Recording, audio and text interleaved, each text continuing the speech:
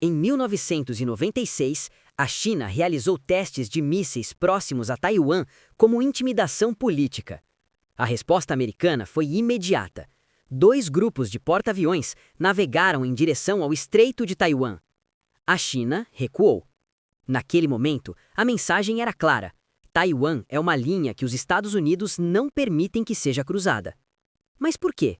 Por que a maior potência do planeta arriscaria um conflito com a segunda maior economia do mundo por uma ilha de 36 mil quilômetros quadrados? A resposta não está nos mapas, está nos chips. E entender essa resposta é entender quem vai liderar o mundo nas próximas décadas. No século XX, o petróleo foi o recurso que definiu o poder geopolítico. Quem controlava o petróleo controlava economias, exércitos e governos. No século XXI, os semicondutores assumiram esse papel, e Taiwan concentra a produção dos chips mais avançados do planeta, de uma forma que o petróleo jamais foi concentrado em um único lugar. Para os Estados Unidos, perder acesso a Taiwan significa 3 coisas devastadoras ao mesmo tempo. Primeiro, colapso econômico imediato. Sem os chips da TSMC, empresas americanas como Apple, Nvidia e Qualcomm param de funcionar. O setor de tecnologia americano, que representa trilhões de dólares em valor de mercado, entraria em crise profunda. Segundo, inferioridade militar. Os sistemas de armas mais avançados dos Estados Unidos, caças F-35, mísseis de precisão, sistemas de defesa antimísseis, todos dependem de chips de última geração. Se a China controla a produção desses chips, controla indiretamente a capacidade militar americana. Terceiro, perda da liderança tecnológica global. A corrida pela inteligência artificial, pela computação quântica, pelos sistemas autônomos, tudo isso depende de chips avançados. Quem controla os chips, controla o futuro. É por isso que analistas americanos repetem uma frase que resume tudo. Taiwan não é apenas uma ilha. Taiwan é o recurso estratégico mais valioso do século XXI. Em agosto de 2022, o presidente Biden assinou o Chips and Science Act, uma lei que destinou 52 bilhões de dólares para uma única missão: trazer a produção de semicondutores avançados de volta para solo americano. Era uma admissão implícita de uma vulnerabilidade crítica. Os Estados Unidos, que inventaram o transistor e dominaram a indústria de chips por décadas, haviam terceirizado quase toda a produção para o exterior, e isso se tornou um risco nacional inaceitável. O raciocínio era simples e brutal. Se Taiwan fosse bloqueada amanhã, os Estados Unidos teriam estoque de chips avançados para poucos meses. Depois disso, colapso. Com o CHIPS Act, o governo americano passou a subsidiar agressivamente a construção de fábricas em território nacional. A TSMC, a própria empresa taiwanesa, recebeu incentivos para construir fábricas no Arizona, investimento total previsto mais de 65 bilhões de dólares, 3 fábricas planejadas. A Intel recebeu bilhões para expandir sua capacidade de fabricação doméstica. A Samsung construiu fábricas no Texas. O objetivo não é substituir Taiwan completamente. Isso levaria décadas. O objetivo é criar redundância suficiente para que um conflito no Estreito de Taiwan não paralise imediatamente a economia e o aparato militar americano. Mas há um problema. Construir fábricas de chips é extraordinariamente difícil. Não basta ter dinheiro. Precisa de engenheiros especializados que levam anos para formar, equipamentos que poucos países do mundo produzem e processos que foram refinados ao longo de décadas em Taiwan. Especialistas estimam que, mesmo com todos esses investimentos, os Estados Unidos levarão pelo menos uma década para ter capacidade doméstica significativa de chips avançados. Uma década durante a qual Taiwan continua sendo absolutamente essencial. Mas o CHIPS Act resolve o problema econômico no longo prazo. O problema imediato é outro. O que os EUA fariam se a China avançasse sobre Taiwan hoje? Esse é o dilema militar mais delicado que Washington enfrenta. E não há boa resposta. Do lado da intervenção, a credibilidade americana está em jogo. Se os EUA não defenderem Taiwan, todos os aliados do Pacífico, Japão, Coreia do Sul, Filipinas, Austrália, vão questionar se podem confiar nas garantias americanas. A ordem internacional que os EUA construíram desde 1945 começa a desmoronar. Do lado da não intervenção, Um conflito militar direto entre os dois maiores arsenais nucleares do mundo é um risco sem precedentes. A China tem mísseis balísticos projetados especificamente para afundar porta-aviões americanos. O custo humano e econômico seria catastrófico para ambos os lados. É por isso que o ZEUA mantém há décadas a política de ambiguidade estratégica. Não confirmam nem negam se interviriam militarmente. Essa ambiguidade é intencional. Ela dissuade a China de agir porque o risco é incerto e evita que Taiwan se sinta tão segura que provoque Pequim desnecessariamente. Mas essa ambiguidade está sendo testada. Com o avanço militar chinês, com os exercícios ao redor de Taiwan, com a retórica cada vez mais agressiva de Pequim, a pergunta que antes era teórica está se tornando concreta. E analistas militares americanos apontam uma janela crítica: os próximos 5 a 10 anos, antes que o CHIPS Act produza resultados, antes que a capacidade doméstica americana esteja pronta. É nesse período que a vulnerabilidade americana é máxima. Enquanto o tabuleiro militar se mantém em equilíbrio tenso, outra guerra acontece em silêncio: a corrida pela independência tecnológica.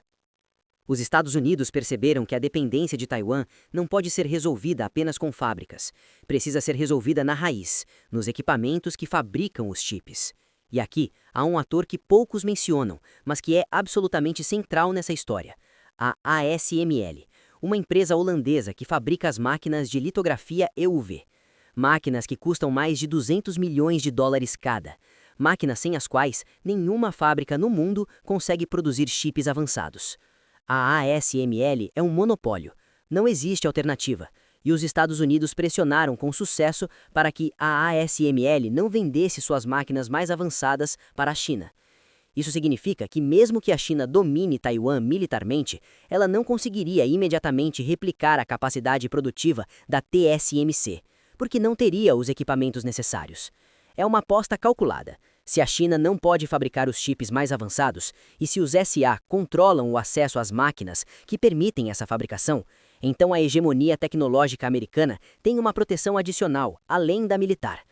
Paralelamente, os SA investem bilhões em pesquisa para a próxima geração de semicondutores, chips de 2 nanômetros, chips 3D, computação quântica. A ideia é simples: mesmo que percam a batalha atual dos chips, ganhar a próxima guerra tecnológica antes que ela comece. Além do CHIPS Act e do controle de equipamentos, os SUA trabalham em várias frentes simultaneamente. No campo diplomático, Washington construiu uma rede de alianças no Indo-Pacífico: o Quad, parceria com Japão, Índia e Austrália; o AUKUS, aliança de segurança com Reino Unido e Austrália; acordos bilaterais com Filipinas, Coreia do Sul e outros países da região. No campo militar, aumentaram a presença naval no Pacífico, estacionaram mais tropas e equipamentos no Japão e nas Filipinas e realizam exercícios militares conjuntos com crescente frequência. No campo econômico, além do CHIPS Act doméstico, os SUA pressionam aliados europeus e asiáticos a também reduzirem sua dependência de chips fabricados em regiões de risco. E no campo tecnológico, as restrições às exportações de chips avançados para a China são cada vez mais abrangentes. O objetivo declarado é impedir que a China desenvolva capacidade militar baseada em inteligência artificial equivalente à americana. É uma estratégia de contenção em múltiplas dimensões, não apenas militar, econômica, tecnológica e diplomática ao mesmo tempo. Mas analistas divergem sobre se ela será suficiente. A China também investe centenas de bilhões para desenvolver sua própria indústria de semicondutores. O caminho é longo e difícil, mas Pequim tem demonstrado capacidade de superar obstáculos tecnológicos quando mobiliza recursos suficientes. Para o Brasil, essa disputa não é apenas um espetáculo distante. O Brasil está no meio de uma tensão crescente entre seus dois maiores parceiros comerciais. A China é o principal destino das exportações brasileiras. Os Estados Unidos são o segundo maior parceiro e um aliado político histórico. À medida que a guerra dos chips esquenta, haverá pressão crescente para que países tomem partido. Acesso à tecnologia americana pode ser condicionado ao alinhamento político. Relações comerciais com a China podem ser afetadas por sanções ocidentais. Mas há também uma oportunidade que o Brasil raramente menciona. O país possui reservas significativas de minerais críticos para a produção de semicondutores: terras raras, lítio, nióbio, recursos que qualquer país tentando construir uma cadeia de chips independente precisará. Essa posição pode dar ao Brasil uma carta na mesa, não para escolher lados, mas para negociar sua relevância em um mundo que vai depender cada vez mais desses recursos. Então, quem vai vencer a guerra dos chips? A resposta honesta é que ninguém sabe, e qualquer análise que afirmar o contrário está simplificando demais. O que sabemos é que os Estados Unidos partem com vantagens significativas. Dominam o ecossistema de design de chips, controlam os equipamentos mais avançados de fabricação, têm os melhores engenheiros do mundo atraídos por suas universidades e possuem a rede de alianças mais ampla do planeta. Mas a China tem vantagens próprias, uma capacidade de mobilizar recursos estatais sem paralelo, uma determinação política que transcende ciclos eleitorais e décadas de paciência estratégica. O que está claro é que Taiwan ficará no centro dessa disputa por anos, talvez décadas. Uma ilha pequena carregando o peso desproporcional do futuro da tecnologia mundial. E o resultado dessa disputa vai determinar não apenas quem fabrica os chips, vai determinar quem lidera a inteligência artificial, quem domina os sistemas autônomos, quem define os padrões tecnológicos do século XXI, quem, em última instância, exerce o poder global. Os chips sempre foram pequenos, mas nunca foram tão grandes. No próximo episódio desta série, vamos entender como a China está tentando quebrar esse monopólio, o que ela já conquistou e por que esse esforço pode mudar tudo.